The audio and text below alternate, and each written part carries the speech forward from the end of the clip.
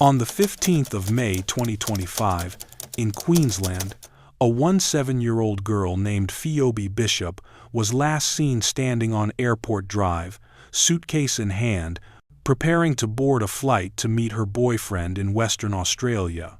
But then something strange happened. Phoebe did not enter the airport, did not appear on any cameras, and did not board the flight she had booked.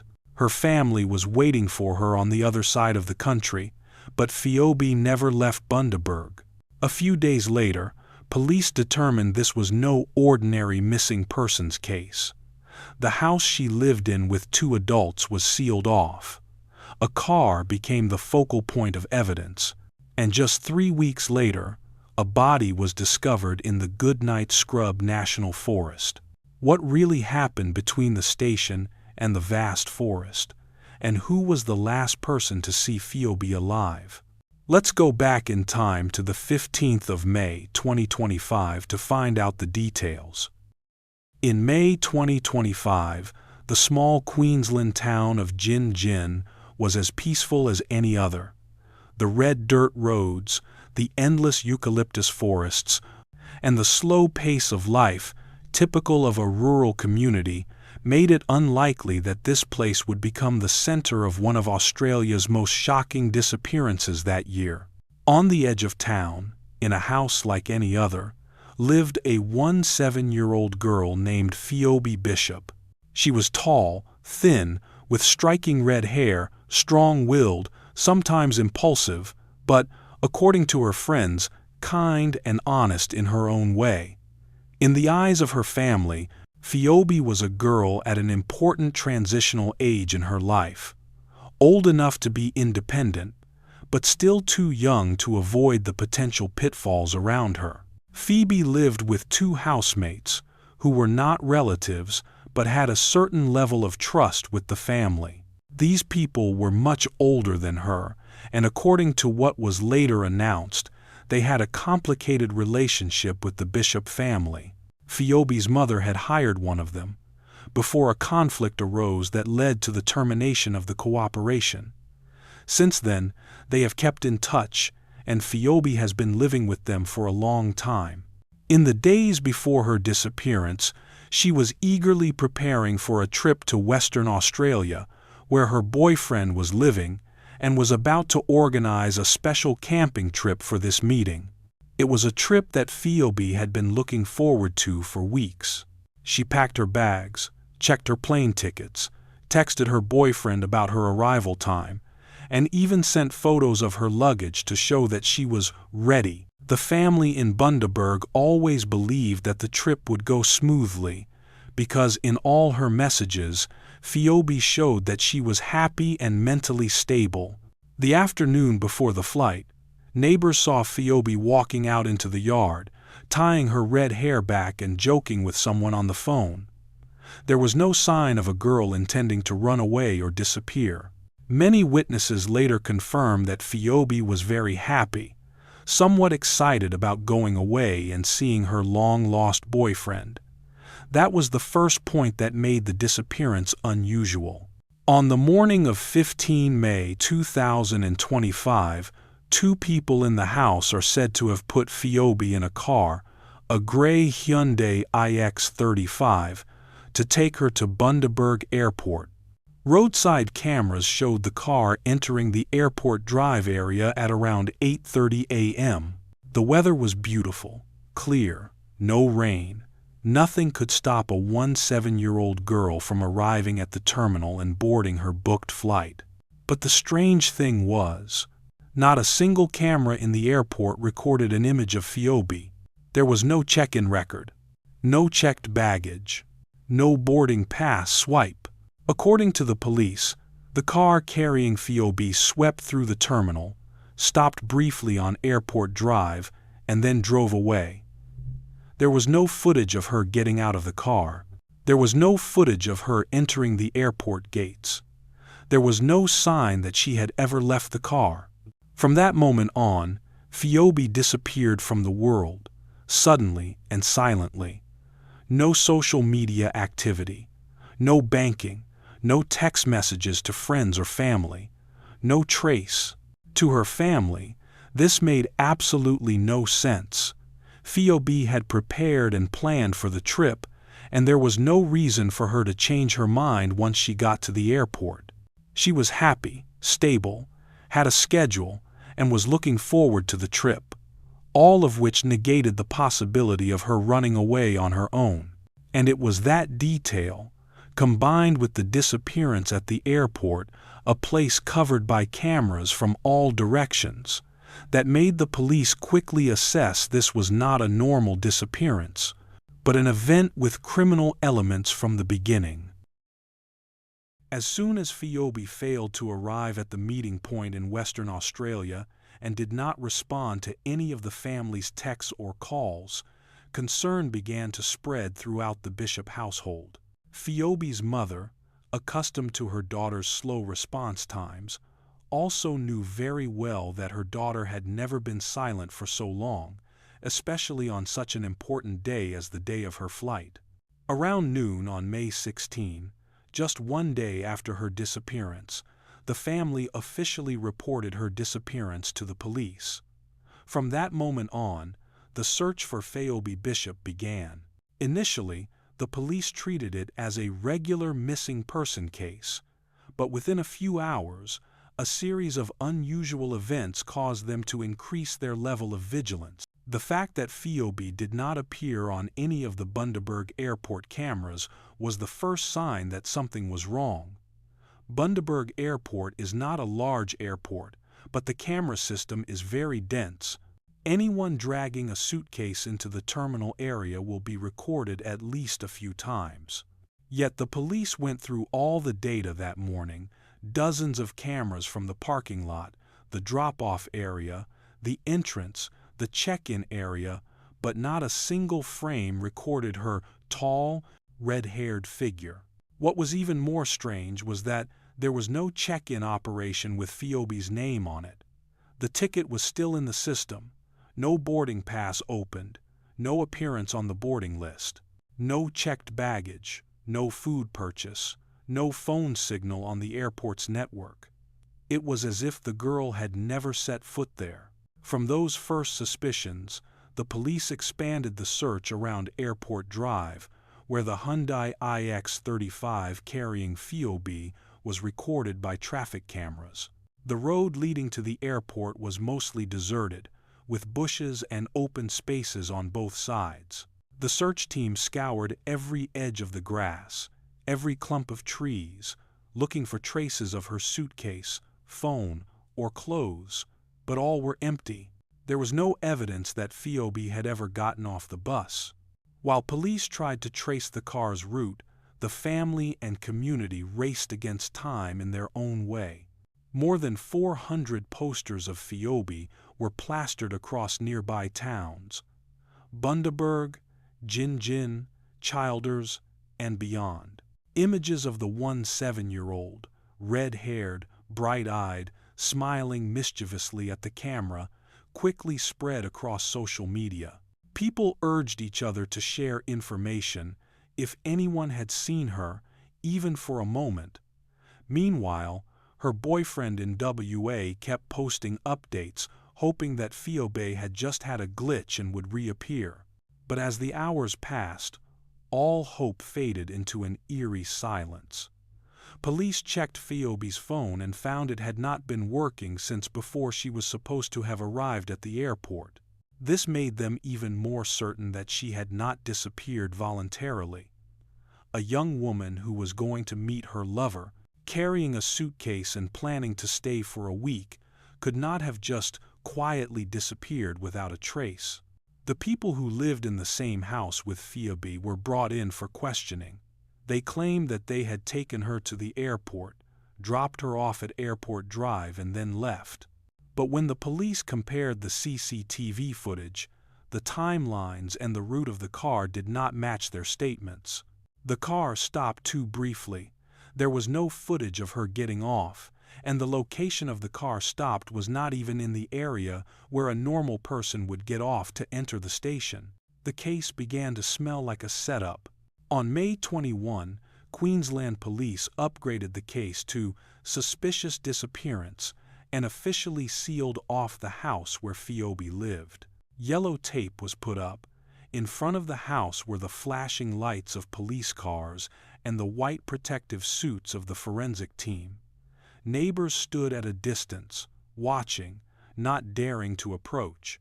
They had never seen such a scene in their tiny town. Meanwhile, the gray Hyundai iX35 was being taken to the forensic center. Experts used UV light, microscopic blood analysis equipment, fabric fiber and tire soil testing to reconstruct the car's journey. Because if the car was the last place Phoebe was seen, then the answer to her disappearance could lie right in the passenger compartment. A crucial breakthrough came when police analyzed data related to the car's movements after leaving Airport Drive.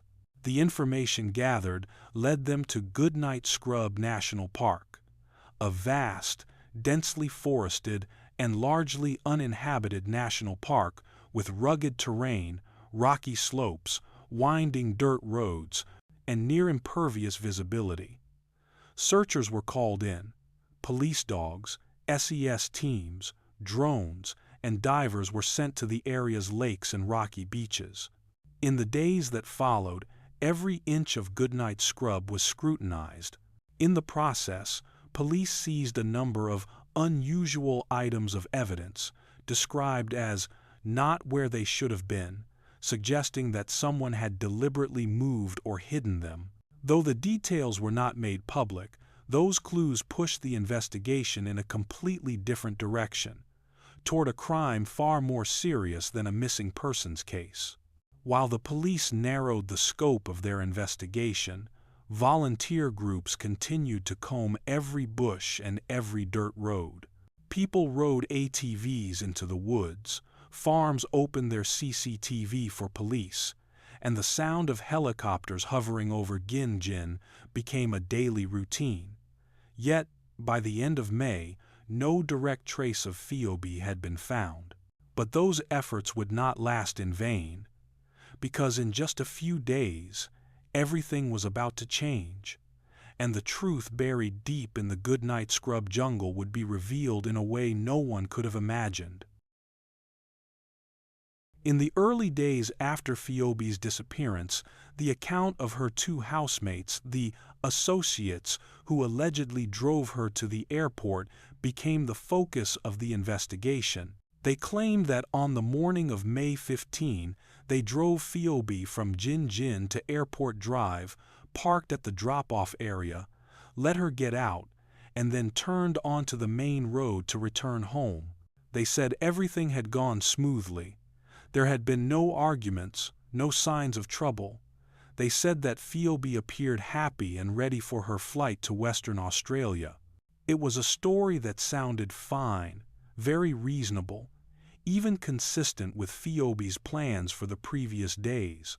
But from the police side, the more they examined it, the more inconsistencies they found. The Hyundai iX35 was caught on camera, but there was no footage of it stopping long enough for a girl to open the door, pull down her suitcase, and get out. The time the car appeared in the frame was very short, too short for Phoebe to get out. When the police asked further, the other two people began to give inconsistent answers.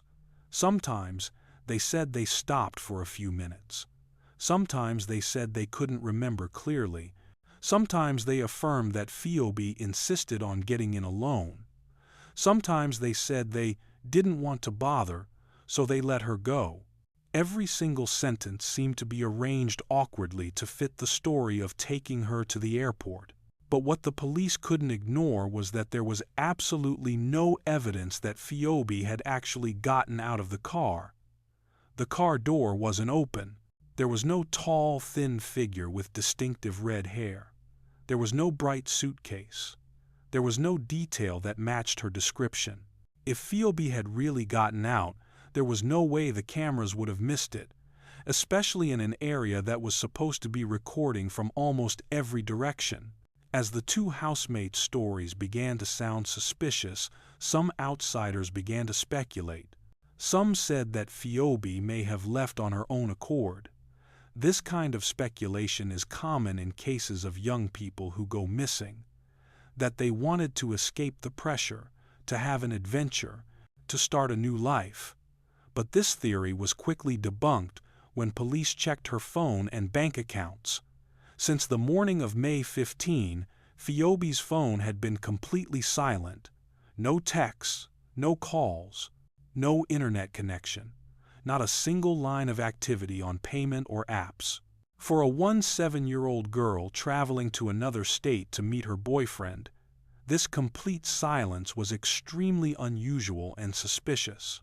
Another thing that made the leaving on her own accord theory absurd: all of Phoebe's luggage had disappeared with her. The large suitcase she had carefully packed for a week's visit was nowhere to be found in the airport, on the road, in the woods, or in her house. If she ran away on her own, why didn't she use any of the items in her luggage? Didn't bring any money, didn't turn on her phone, didn't do any banking. All of these actions are inconsistent with someone who left on her own. Phoebe's family has also flatly denied any such possibility.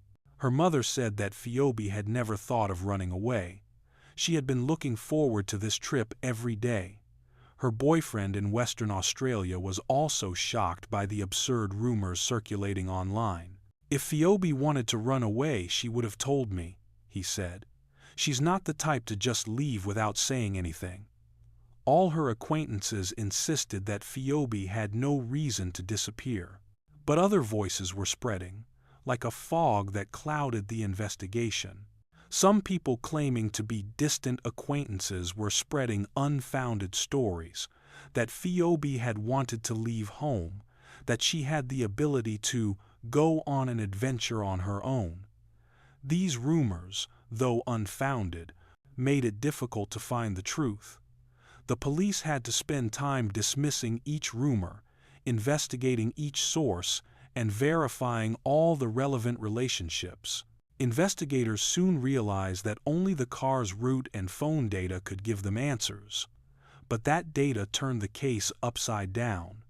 There was no trace of Phoebe's phone at the airport, no sign of her getting out of the car, no movement after the Hyundai iX35's camera footage. Meanwhile, soil samples collected from the Hyundai's tires led police to suspect the car had gone into a wooded area far from the airport road.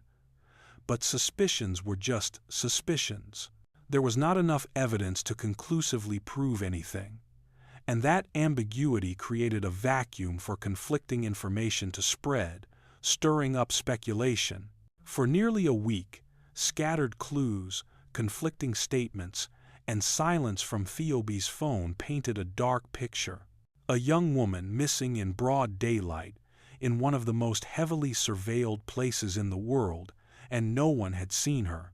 No screams, no witnesses, no cameras, no tracks, no pictures of the abandoned suitcase, no indication of what had happened. In most missing persons cases, the first few hours are often the deciding factor in the chances of survival. But in this case, every minute only added to the mystery, and the initial leads, especially the accounts of the two people living together, became more suspicious than ever. And then, as the investigation became shrouded in a fog of conflicting information, Queensland police decided to shift their focus away from any one story and instead began pursuing digital clues, vehicle logs, GPS tracks, cell towers, and data from around the national park. Eventually, it was this seemingly obscure data that would lead them straight to Goodnight Scrub, where the truth began to emerge. Before the phone and car records opened up the Goodnight Scrub investigation, the entire Phoebe Bishop case had fallen into a stifling silence, a silence the police called the dark abyss of missing persons investigations. In those days, there were no new leads, no new statements, no indication that she was still out there. Not even the smallest of her belongings had been found. No notes, no handbag, no suitcase, no phone. Phoebe's disappearance was completely clean, completely silent, too silent to be an act of her own volition. Police had scoured nearly the entire Airport Drive area, the surrounding vacant lots, even the sidewalks and drains. They searched the route from Gin to Bundaberg, hoping that a residential camera would capture Phoebe opening her car door. But nothing. The camera chain only recorded the Hyundai passing by like a normal car. No one opened the door, no unusual movements. The case file was getting thicker by the day, but there was nothing substantial. Dozens of information pages recorded only vague statements and clues that led nowhere. The police checked trash bins around the airport, bushes, abandoned lots. No results. They contacted many taxi companies, gas stations, convenience stores to ask if anyone had seen her. All the answers were the same. No. Even the self-disappearance hypothesis quickly collapsed. To disappear voluntarily, a 17-year-old girl would need to prepare. Money, phone, travel plan, contact with someone, means of transportation. But Phoebe did not have any such signs. The phone was off since the morning of May 15. There were no transactions in the bank. She also had no friends in the area other than her boyfriend who was waiting for her in WA. There was no logical reason for her to leave his life so abruptly. The police also checked hospitals, shelters, homeless shelters, shopping malls. No one had seen her. Every lead was blocked. The initial theories evaporated like mist, and so the file lay on the investigation table, thick but empty, with no anchor. What had seemed promising in the early hours gradually became a dark, dead-end maze. It was in that deadlocked moment, when all leads were hopeless, that the police decided to put their faith in the only thing that could not lie: digital data. They analyzed the Hyundai's route, retrieved the cell tower signals, and reconstructed the route. From there, a new lead emerged, leading straight into the dense forest of Goodnight Scrub. And from there, the case began to change.